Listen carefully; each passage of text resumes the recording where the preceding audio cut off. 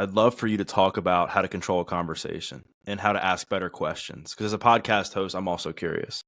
Absolutely. It's funny, Doug, because, listening to some of your podcast interviews and being here with you now, it does give me a sense like, I would assess, not assume, but I would assess that it's not always easy for you to host a podcast, that it's actually it takes a bit of effort for you to come up with what questions you want to ask and making sure that the question that you're asking is relevant and congruous with the previous question that you just asked. How much of that assessment is accurate?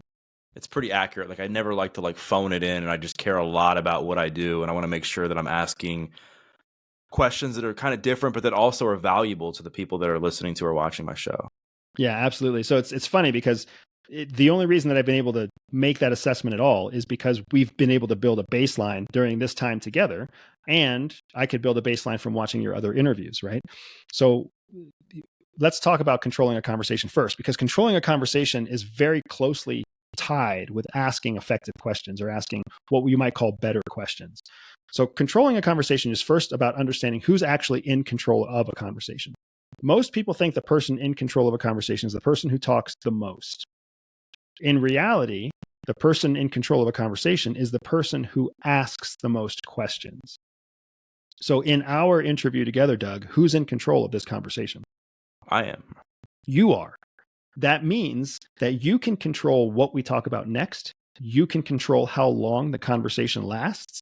You can control my energy level in this conversation because you control the questions.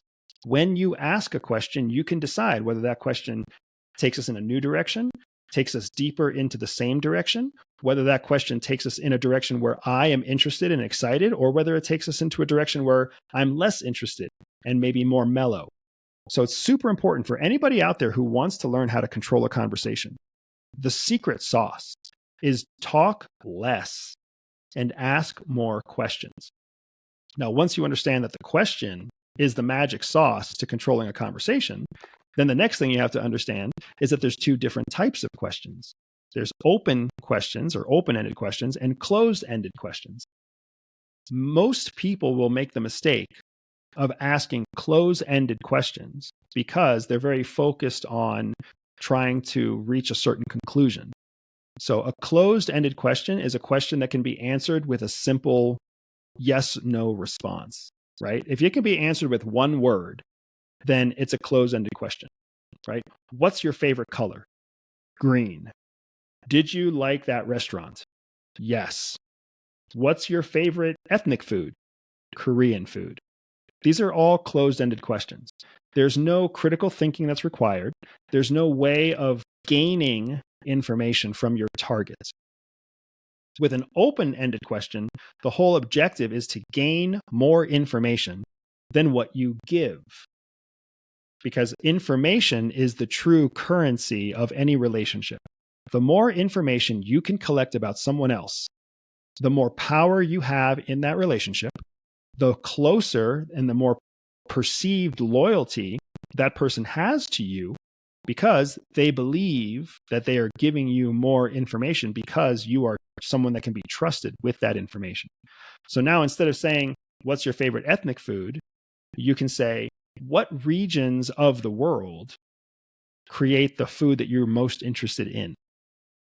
Oh, well, I really like food from India and from Asia. Oh, can you tell me more about why you like those foods? Right? So now we're asking questions that are not binary, questions that can't be answered in one word. And what that turns into is people talking about their travel.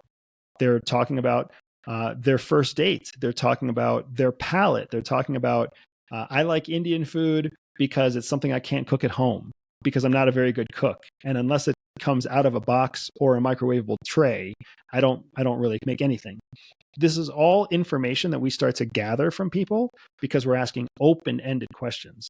So a real quick rule of thumb, if you're asking a question that is what or who or do, like do you know how or do you know when, if you're asking a question that starts with do, who, or what, you're asking a closed-ended question.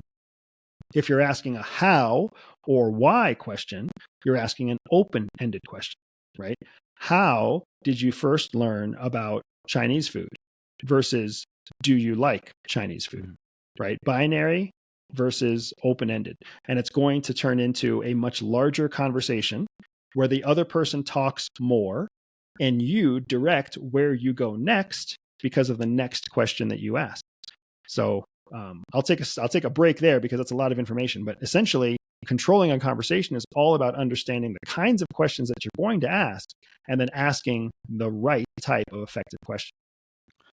And then as a follow-up, when you're asking an open-ended question and somebody gives you their response, I guess this more so applies to personal relationships, but I'm sure professional too, but to avoid the other person feeling like they're being like grilled or interrogated or interviewed, is there a helpful way to validate what they're saying in a short but sweet way so that way that person isn't going on and on with, speaking about themselves, but they're also able to again validate and then punt it back to the other person to follow up on what they were saying?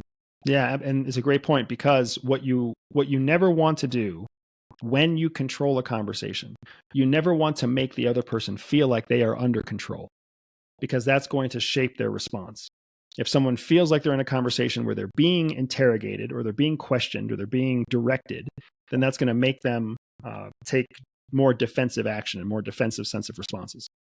So to your point, the way that you bury your intention or hide your intention to control a conversation is through a process that we call two questions and a validation, right? So two questions and a response, basically. So you ask a question, and then you ask a related follow-up question, and then instead of asking a third question, you validate or confirm what the other person just said. So as an example, if you're talking to somebody and you say, where did you first learn about painting? And they say, oh, I first learned about painting when I was a child because my mom used to paint, on the front patio. Oh, what did your mom paint on the front patio?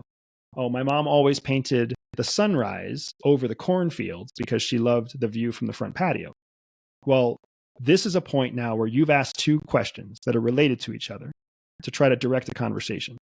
You don't want to ask a third question because now if you ask a third question, you start highlighting to the person that you're prying into their private life. So instead, you want to validate and confirm what they say. So then you might validate that by saying, my grandmother used to paint also, and she would love to paint beach scenes because the beach is someplace that made her happy. Period. No question, no statement, or no question, no follow-up needed. All you're doing is validating the experience that the other person said. And you can validate them by saying the same thing, like agreeing with them, or you can validate them by telling them something totally opposite, right? Wow, nobody in my family ever painted at all. It's always been something that I was interested in, but I never had a chance to learn. So you're not agreeing with the person, you're just validating, you're confirming for them that you are listening to the words that they're saying. And then once you make your confirmation, oftentimes what will happen is that person will give you more information, right? And that person will say something like to the extent of, yeah, my mom has always loved to paint. It's something that always helped her relax. And she had a very stressful life, raising 3 kids and being a nurse. And now, boom, you're primed for another question. Do you see that? So Yeah. 2 questions will always lead to more information. And if you do a statement of fact as a confirmation, 9 times out of 10, the person will respond with more information that leads to more questions. But they'll never feel like they're under control, and they'll never feel like they're being interrogated. Out of all the skills that you've learned and acquired as a former CIA agent and spy, which ones do you think are most applicable to somebody who's interested in improving their mental health or health and wellness and is into personal development? Wow, there's 2 answers that come to my mind right away, right? And the first one has to do with understanding the difference between perception and perspective. Because what happens is most of us don't realize that perception and perspective are 2 different things. Perception is how you see the world around you. Perspective is how other people see the world around you. So, for example, when you're sitting there at a dinner table across from your spouse or across from your friend or across from your kids, the way that you see the dinner table, the way that you taste that dinner, the way that you feel the temperature in the room, all of that is your perception. Your children, your spouse, your partner, your friend, they all have a completely different perception of what's happening at that dinner table. So when you are able to see the dinner table and the room from their point of view, that means you have gained a greater perspective. And there's a huge advantage in having perspective, because once you have perspective, you're closer to the objective truth about what's happening in that moment. Whereas as long as you're trapped in your own perception, you're literally stuck in your own subjective reality, which isn't as accurate or complete as the other people in the room. So that's the first answer that comes to my mind. But when you talk specifically about people who are trying to pursue self-improvement, or people who are trying to overcome anxiety, or people who are trying to control more of the world around them, equally as important as understanding the difference between perception and perspective is understanding the reality, or what we call the anatomy of fear, and where fear actually comes from. Because fear is not what most of us think it is. We think it's some kind of uncontrollable response that just happens in our subconscious. In reality, fear is a mental process. It's a process that starts with some sort of external input, and that external input then goes through a very predictable scientific chemical response in our brain, where it is then translated into some kind of fear response. So as an example, I'm sure you've had a moment where you've been startled by something that you saw. You thought you saw a rat in the corner, or you thought you saw a snake on the ground. And in an instant, your heart rate shot up, you started to sweat, you become very afraid of this one thing, until you look at it closer and you realize it's just a dirty pair of socks in the corner, not a rat. Or it's just a stick on the ground with a certain shadow, not a snake.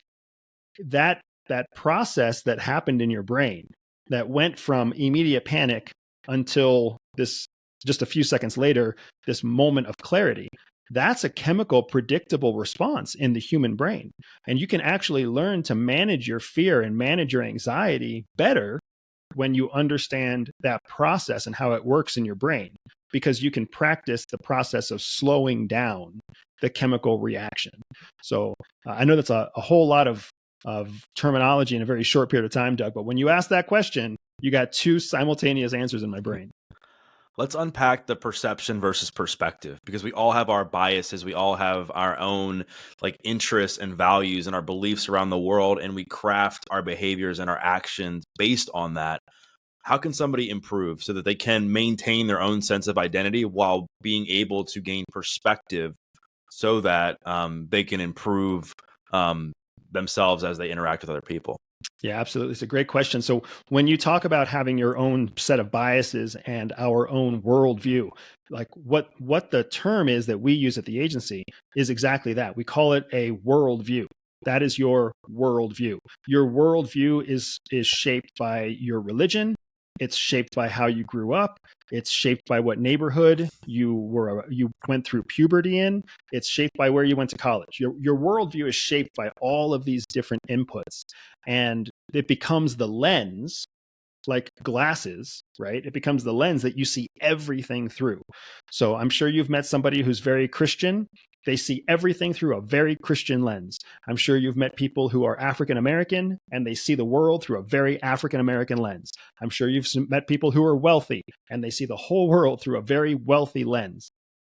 All of that worldview is something that can be shaped and changed, because your brain isn't as concrete as people think it is. The brain has a function called neuroplasticity, which means that it can be changed, it can be reframed, it can be reshaped, it can be programmed, deprogrammed, reprogrammed. So your brain is this very malleable thing. But what it takes to change it, which is the heart of your question, Doug, what it takes to change the way that your brain works, it takes new experiences, and it takes a willingness to accept what's known as cognitive dissonance. Cognitive dissonance is when you learn something new that challenges part of your original worldview. So it's the very thing that most of us find very irritating about people who don't change. When you talk to somebody who's hyper-Christian and you ask them questions about where their faith is in contradiction to their life, oftentimes what you find is that you make the person very defensive. What you're doing is you're introducing cognitive dissonance, but they're not open to that dissonance. So their neuroplasticity is not kicking in. Instead, they're rejecting that cognitive dissonance. They're doubling down, or they're burying themselves even further in their entrenched beliefs, and they're resisting change. The same thing happens in the workplace. The same thing happens in the family. The same thing happens in relationships. When people don't accept cognitive dissonance, they don't trigger that neuroplasticity. They don't change their worldview.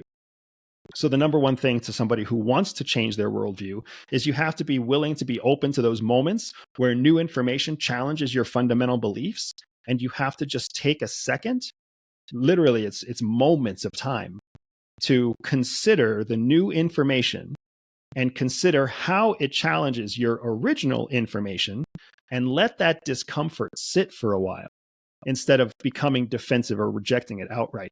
As you go through that practice more and more, what you'll find is that it becomes easier and easier to accept new information and to start challenging your old beliefs based off of the new information, so that you can come to a more complete point of view. Not necessarily that your worldview has to change, but that your worldview has to accept a new point of view in order to grow more confident, more capable, or more objectively accurate. When it comes to having conversations with people with different points of view, that often becomes a challenge for people. Tough conversations are tough for people. We talk a lot about communication on the podcast. What tips do you have for somebody who's just trying to improve their conversation skills with somebody that maybe they don't see eye to eye with, they don't align with, but they're trying to form some sort of bond or relationship with them? What kind of skills should they try to acquire? Yeah, so there's two important things here that you have to understand. One, when you're talking to somebody who isn't open to cognitive dissonance, there is no value in challenging their point of view. So you're investing energy and investing time into something with a negative return on investment. So if you're talking to somebody who isn't open to a new point of reference, don't waste your time trying to convince them that they are wrong, or trying to convince them that they need to change their point of view. Do not do that. That's what most of us do. It's a complete waste of time. Instead, recognize early that they are unwilling to change. And then once you recognize that they are unwilling to change, the most useful thing that you can do is start to adopt their point of view.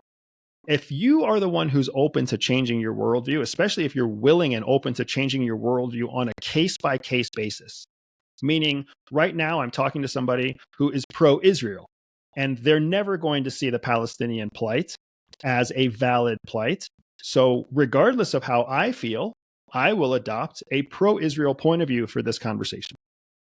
We as communicators need to be willing to take that step instead of standing on this principled like soapbox preaching that everyone else needs to change their point of reference. No, you as the communicator need to take responsibility for the fact that if you want to communicate effectively, you have to change to match the other audience and where they are at that moment. So the first thing we need to do is be willing to recognize that if our audience is not open to a new point of view, don't fight it. That's the first step. The second step is then actively practicing this process of neuroplasticity and changing your perception into perspective so that you can adapt to the point of reference that the audience has. That's going to help you be that much more effective in getting your point across, building some sort of relationship, establishing trust, making the sale, whatever it is that you're trying to accomplish through communication.